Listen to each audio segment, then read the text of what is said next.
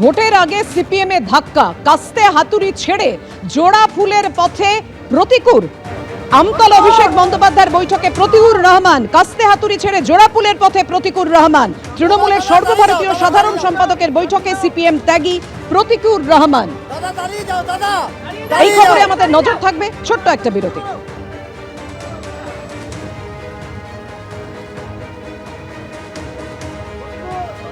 বিষ্ণুপ্রসাদ শর্মার পর এবার কি তৃণমূলের হাত ধরতে চলেছেন অনন্ত মহারাজ?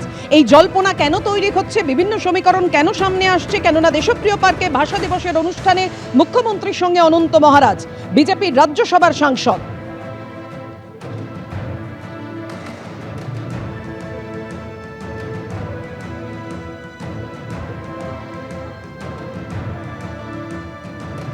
বিষ্ণুপ্রসাদ শর্মার পর এবার কি তৃণমূলের পথে অনন্ত মহারাজ? মুখ্যমন্ত্রীর সঙ্গে মঞ্চে দেখা যাচ্ছে বিজেপি রাজ্যসভার সাংসদকে।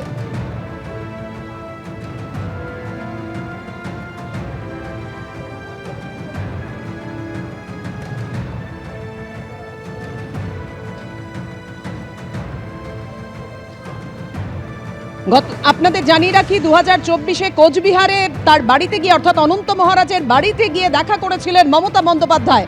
এবার দেখা যাচ্ছে একেবারে সরকারি অনুষ্ঠানে ভাষা দিবসের মঞ্চে মুখ্যমন্ত্রী মমতা বন্দ্যোপাধ্যায়ের সঙ্গে অনন্ত মহারাজকে। কথা বলবো, আমাদের সঙ্গে রয়েছেন আমাদের প্রতিনিধি আশাবুল হোসেন। আশাবুল, তাহলে যে জল্পনা তৈরি হচ্ছে অনন্ত মহারাজের আশাকে নিয়ে, তৃণমূলের পথে হাঁটতে চলেছেন, তৃণমূলে যেতে চলেছেন অনন্ত মহারাজ? দেখো পাপি, এক কথায় বলা যায় যে জল্পনা যথেষ্ট বাড়ার কারণ রয়েছে এবং জল্পনা বাড়ছে। দীর্ঘদিন থেকে বিজেপির সঙ্গে দূরত্ব বজায় রেখে চলেছেন বিজেপি রাজ্যসভার সাংসদ অনন্ত মহারাজ, এবং সেই দূরত্ব বজায় রেখে এর আগে মমতা বন্দ্যোপাধ্যায়ের সঙ্গে তিনি তার বাড়িতে বৈঠক করেছেন।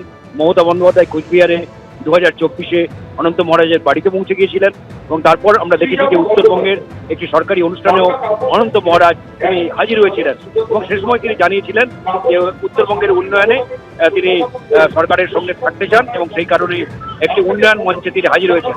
এবং আজকে আবার দেখা যাচ্ছে যে অমর একুশের যে প্রোগ্রাম, যে অনুষ্ঠান দেশপ্রিয় মঞ্চে হচ্ছে, সরকারি অনুষ্ঠান এটা, সেই মঞ্চে বিশেষ অতিথি হিসাবে আমন্ত্রিত অনন্ত মহারাজ। তিনি একেবারে প্রথম সারিতে বসে রয়েছেন, এবং পাশেই বসে রয়েছেন মন্ত্রী চন্দ্রিমা ভট্টাচার্য, সাংসদ মালা রায়, এবং তাকে বিশেষ গুরুত্ব দেওয়া হয়েছে।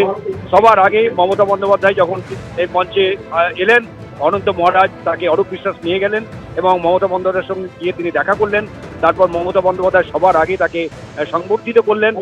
তিনি প্রথম সারিতে বসে রয়েছেন। ফলে একদম নির্বাচনের মুখে, একদিকে একটা রাজ্যসভার নির্বাচন, তারপরে বিধানসভা নির্বাচন, সেই নির্বাচনের মুখে অনন্ত মহারাজের এই সরকারি মঞ্চে উপস্থিতি অবশ্যই বিশেষ রাজনৈতিক তাৎপর্য বহন করছে। অনেকেই মনে করছেন যে অনন্ত মহারাজ এর তৃণমূলে যোগদান এখন সময়ের অপেক্ষা। অন্তত তিনি নিজেই সেই সরকারি মঞ্চে উপস্থিত থেকে তিনি সেই বার্তাটাই দিচ্ছেন, যেটা অবশ্যই বিজেপির কাছে যথেষ্ট অস্বস্তির কারণ বিজেপিতে একের পর এক ভাঙন ধরছে। গত